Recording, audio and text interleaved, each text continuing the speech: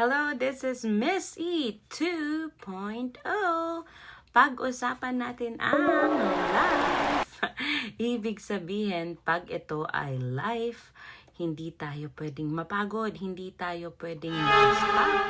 Kailangan medyo mag-rest, okay lang yon.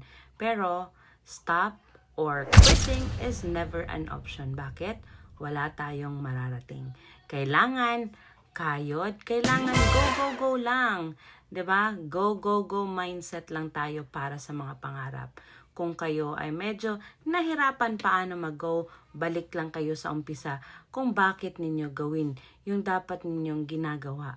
So, you always have to go back to your strong why. At I guarantee, mamamotivate ulit kayo. Isipin ninyo ang mga anak, pamilya, okay na yon. Babalik at babalik na kayo.